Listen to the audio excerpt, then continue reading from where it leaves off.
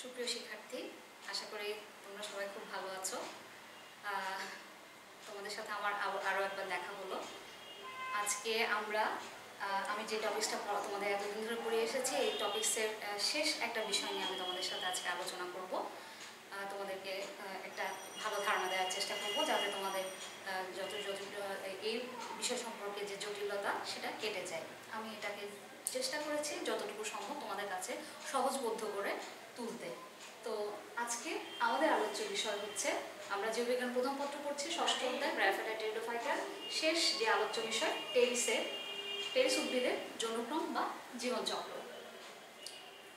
সুপ্রিয় শিক্ষার্থী, টেরিসের যৌনক্রম জীবনচক্র ইংরেজিতে যেটাকে বলা হয়ে থাকে অল্টারনেশন অফ জেনারেশন, অর্থাৎ অল্টারনেশন, পরপর আবির্ভূত হওয়া। একটা জেনারেশন চলে গেছে, আরেকটা জেনারেশন আসছে।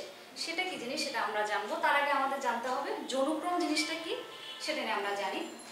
জীবের জীবনচক্রের যে ধাপে গ্যামেট মানে আমরা জানি পুংজনন কোষকে শুক্রাণু বলা হয় এবং স্ত্রী জনন কোষকে সাধারণত ডিম্বাণু বলা হয়ে থাকে। জীবের জীবনচক্রের যে ধাপে, আমি এখানে কিন্তু জীব বলেছি, উদ্ভিদ বলিনি। যৌনক্রম সেটা উদ্ভিদ এবং প্রাণীজগৎ দুই ক্ষেত্রেই সাধারণত হয়ে থাকে যৌনক্রম বা জীবনচক্রটা। সেখানে জীবের জীবনচক্রের যে ধাপে গ্যামেট অর্থাৎ শুক্রাণু ও ডিম্বাণু উৎপাদন হয় এবং জনন সম্পন্ন হয়, তাকে গ্যামেটোফাইটিক যৌন বলা হয়। তোমরা জানো, আমরা ফ্রান্ট প্রোথেলাস পড়েছিলাম, সেখানে অ্যান্থেরিডিয়াম আর্কিগোনিয়াম আছে। আর্কিগোনিয়াম হচ্ছে স্ত্রী জনন কোষ, স্ত্রী জননাঙ্গ, যেখানে স্ত্রী জনন কোষ অর্থাৎ ডিম্বাণু উৎপন্ন হয়। আর অ্যান্থেরিডিয়াম হচ্ছে পুংজননাঙ্গ, যেখানে পুংজনন কোষ বা শুক্রাণু উৎপন্ন হয়। দুইটা একই জায়গাতে উৎপন্ন হচ্ছে, সেটার নয়, এটা হচ্ছে গ্যামেটোফাইটিক উদ্ভিদ এবং সেই জীবনচক্রটা হচ্ছে গ্যামেটোফাইটিক যৌন। এবং জীবের জীবনচক্রের যে ধাপে স্পোর তথা রেণু সৃষ্টির মাধ্যমে অযৌন জনন সম্পন্ন হয়, তাকে স্পোরোফাইটিক যৌন বলে। আমরা জানি, আমরা দেখেছি টেরিসের একটি স্পোরোফাইটিক উদ্ভিদ, যেখান থেকে স্পোর তৈরি হচ্ছে, সেটা হচ্ছে স্পোরোফাইটিক যৌন। এই যে গ্যামেটোফাইটিক যৌন এবং স্পোরোফাইটিক যৌন, এখানে একটা চিত্র আছে দেখতে পাচ্ছ, একটা গ্যামেটোফাইটিক যৌন, একটা স্পোরোফাইটিক যৌন, অর্থাৎ একটা গ্যামেটোফাইটিক জীবনচক্র, একটা স্পোরোফাইটিক জীবনচক্র।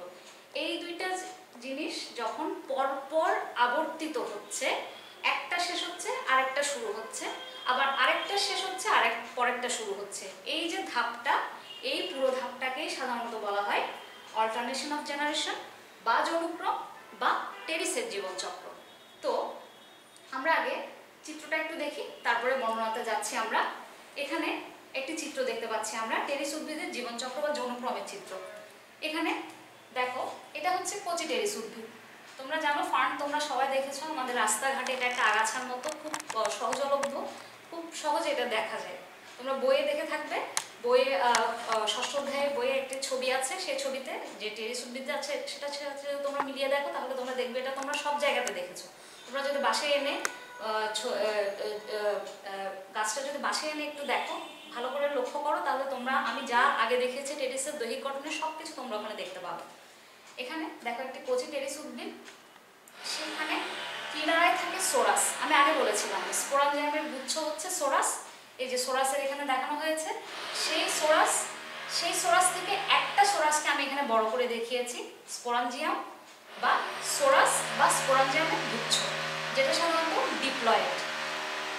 এরপর দেখো স্পোর মাতৃকোষ, অর্থাৎ স্পোরাঞ্জিয়াম থেকে একটি স্পোর নিয়েছি আমি, যেটা স্পোর মাতৃকোষ। সেই স্পোর মাতৃকোষ অনেকগুলো স্পোরাঞ্জিয়ামের গুচ্ছ, অর্থাৎ অনেকগুলো স্পোর থেকে একটা স্পোর, যেটাকে আমি স্পোর মাতৃকোষ বলছি।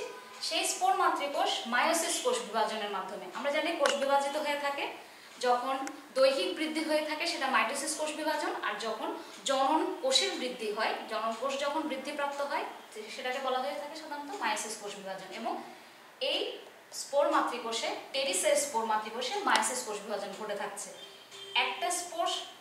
একটা কোষ, সেই কোষটা যখন বিভাজিত হচ্ছে সেটা স্পোর টেট্রাডে পরিণত হয়ে যাচ্ছে, অর্থাৎ 4 কোষ বিশিষ্ট হয়ে যাচ্ছে। একটা কোষ একটা নিউক্লিয়াস, কিন্তু এখানে হয়ে যাচ্ছে তখন 4টা নিউক্লিয়াস। সেই একটা অংশ স্পোর, অর্থাৎ স্পোর টেট্রার 4টা থেকে একটা অংশ হয়ে গেছে স্পোর, একটা স্পোর। সেই স্পোরটা অঙ্কুরোদ্গম হচ্ছে, একটা স্পোর, সেটা অঙ্কুরোদ্গম হয়ে এরকম একটা ফার্ন প্রোথেলাস তোমরা আগে দেখেছো, আমি আগে তোমাদেরকে দেখিয়েছিলাম। আমার গত ক্লাসে একটা পূর্ণাঙ্গ চিত্র ছিল, সে ফার্ন প্রোথেলাসের চিত্র। ফার্ন প্রোথেলাস কি? যেখানে আর্কিগোনিয়াম এবং অ্যান্থেরেডিয়াম অর্থাৎ স্ত্রী জননাঙ্গ এবং পুং জননাঙ্গ একই সাথে অবস্থান করে, সেটাকে বলা হচ্ছে ফার্ন প্রোথেলাস। সেখান থেকে আমরা এবার দেখি, এটা হচ্ছে আর্কিগোনিয়াম অর্থাৎ যেখানে ডিম্বাণু উৎপন্ন হচ্ছে, আর এটা হচ্ছে অ্যান্থেরেডিয়াম যেখান থেকে শুক্রাণু উৎপন্ন হচ্ছে। শুক্রাণু এবং ডিম্বাণু, অ্যান্থেরেডিয়াম থেকে শুক্রাণু, আর্কিগোনিয়াম থেকে ডিম্বাণু, দুইটার মিলন হচ্ছে যৌন মিলন, অর্থাৎ শুক্রাণু গিয়ে ডিম্বাণুকে নিষিক্ত করছে। দুইটাই কিন্তু হ্যাপ্লয়েড সংখ্যক। তোমরা জানো হ্যাপ্লয়েড হচ্ছে আমরা যখন এন সংখ্যক, সেটাকে আমরা সাধারণত বলে থাকি কি হ্যাপ্লয়েড, অর্থাৎ এক গুচ্ছ, একটা গুচ্ছ। আমি আমার হাতে এটা হচ্ছে 5টা আঙ্গুল, এটা হচ্ছে এক গুচ্ছ, এটাকে আমি বলবো হ্যাপ্লয়েড।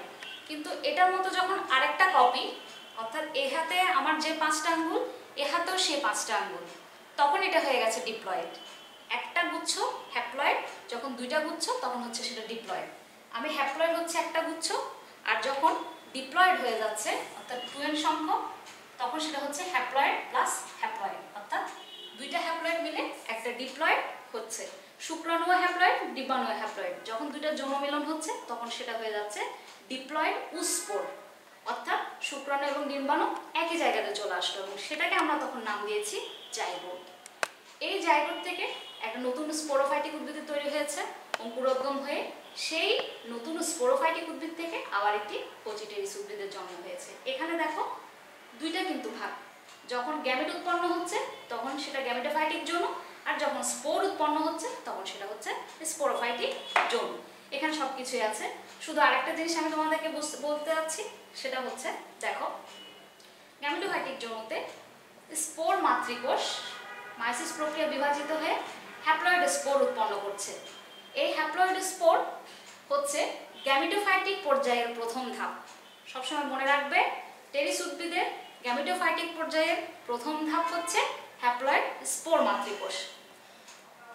হ্যাপ্লয়েড স্পোর অনুকূল পরিবেশে অঙ্কুরিত হয়ে সবুজ বর্ণের হৃৎপিণ্ডাকার বহুকোষী স্বতন্ত্র এবং সবুজ উদ্ভিদ।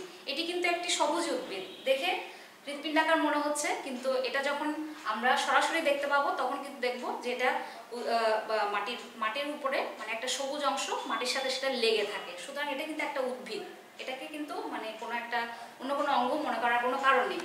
স্বতন্ত্র সবুজ উদ্ভিদ সৃষ্টি করে যাতে আর্কিগোনিয়াম তথা স্ত্রী জননাঙ্গ এবং অ্যান্থেরেডিয়াম তথা পুং জননাঙ্গ উৎপন্ন হয়। ডিম্বাণু ও শুক্রাণু মিলিত হচ্ছে, ডিপ্লয়েড স্পোরে পরিণত হচ্ছে। ডিপ্লয়েড স্পোর স্পোরোফাইটিক পর্যায়ের প্রথম ধাপ, যা অঙ্কুরিত হয়ে সবুজে স্পোরোফাইটিক টেরিস উদ্ভিদ সৃষ্টি করে।